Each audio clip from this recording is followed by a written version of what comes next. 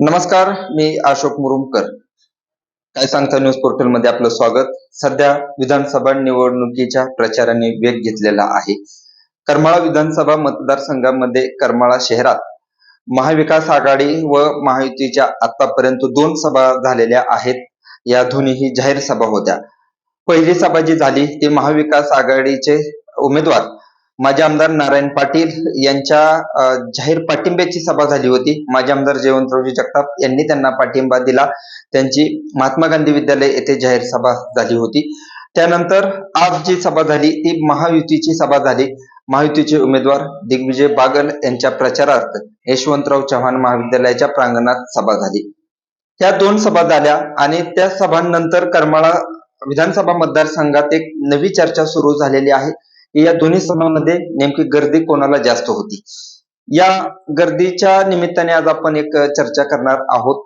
करमाळा येथील यशवंतराव चव्हाण महाविद्यालयाच्या प्रांगणामध्ये जी महायुतीचे उमेदवार दिग्विजय बागल यांच्या प्रचारार्थ सभा झाली, त्या सभेला मुख्यमंत्री एकनाथ शिंदे हे उपस्थित होते.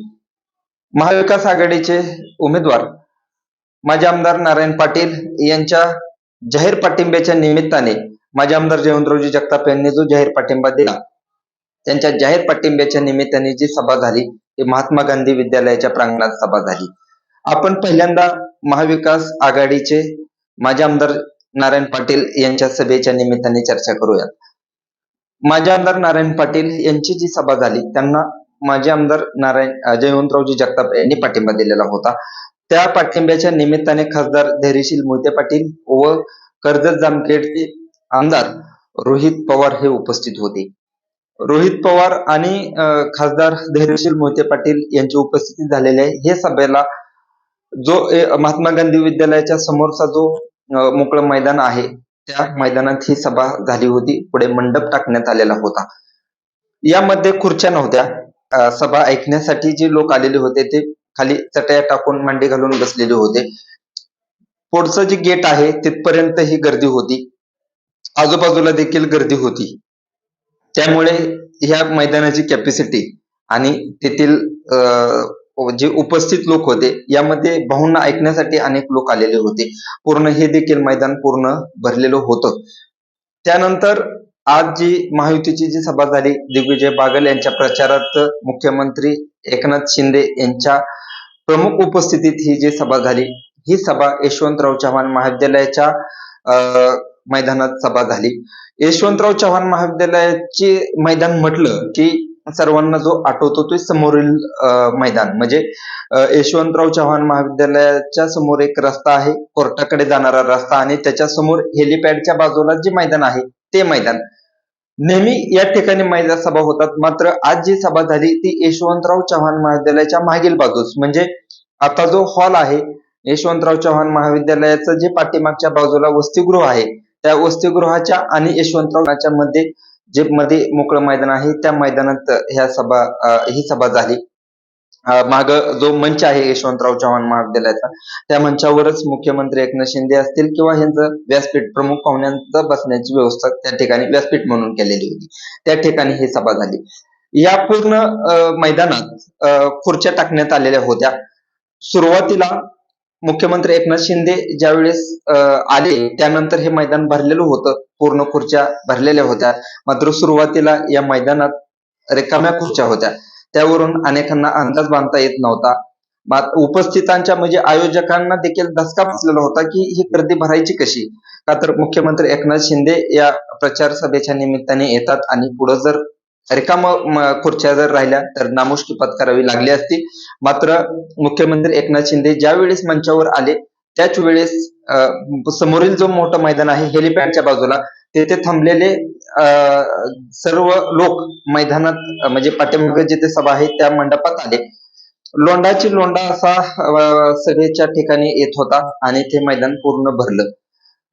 या दोन्हीही सभा जर पाहिल्या तर दोन्हीही ठिकाणी मंडप होता. फक्त याच्यात वेगळं पण असं आहे की या ठिकाणी म्हणजे जी आजची जी सभा झाली तिथे खुर्च्या होत्या आणि इकडे खुर्च्या नव्हत्या. दोन्हीही ठिकाणी गर्दी होती. माजी आमदार नारायण पाटील यांच्या सभेला जी गर्दी झाली ती त्यांची स्वतःची गर्दी होती. त्यात माजी आमदार जयवंतराव जगताप यांचे देखील काही कार्यकर्ते, मुख्य कार्यकर्ते या सभेसाठी आलेले होते. आणि आजच्या सभेला महायुतीची जी सभा झाली त्यात बागल गटावरती प्रेम करणारे जे लोक आहेत ते लोक होते. बागल गटाची या निमित्ताने आज ताकद दिसली.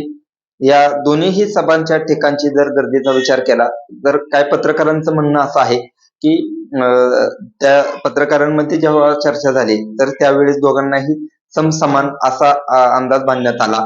का तर महायुतीची जी महायुतीकडील जे पदाधिकारी आहेत त्यांचा दावा आहे की आमच्या सभेला देखील चांगली गर्दी होती आणि मोठी गर्दी होती असा त्यांचा दावा आहे.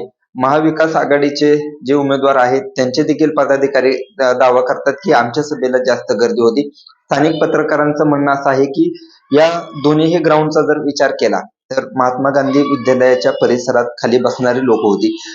का तर मांडी घालून लोकांना लोक चिटकून होते. मध्ये कुठलीही मोकळी जागा नव्हती आणि हे पूर्ण मैदान भरलं होतं. त्यावरून असा जर अंदाज लावला तर या ठिकाणी जास्त गर्दी होती असा एक अंदाज आहे. महायुतीच्या बाजूने जर विचार केला तर तिकडल्या बाजूनं मध्ये ग्राउंड लांब होतं, मात्र मध्ये मोकळी जागा खूप होती. खुर्च्यांमुळे ती मोकळी जागा होती. सुरुवातीला तर असा प्रयत्न झाला की मुख्यमंत्री एकनाथ शिंदे यांचं ज्यावेळेस हेलिकॉप्टर वरती एक यशवंतराव चव्हाण महाविद्यालयाच्या वरून गेलं त्यावेळेस जर लोक दिसत नाहीत तर एक पडदा लावण्याचं काम देखील सुरू होतं आणि ते पडदा परत काढण्यात आला. तर लोक यायला लागले आणि तो पडदा काढावा लागला. त्यावरून इथे देखील लोक होते. त्यामुळे सध्याच्या स्थितीनुसार अंदाज बांधणं जरा थोडं कठीण आहे. मात्र दोन्हीही ठिकाणी आताच्या ह्याच्यात गर्दी होती यावर मात्र सर्वांचं एकमत आहे. मात्र या दोन्हीही सभांचा विचार जर केला तर थोडं महाविकास आघाडीच्या सभेला गर्दी जास्त होती असा एक कल आहे. सर्व लोकांच्या ह्याच्यातून बोलण्यातून तो कल दिसतो आहे.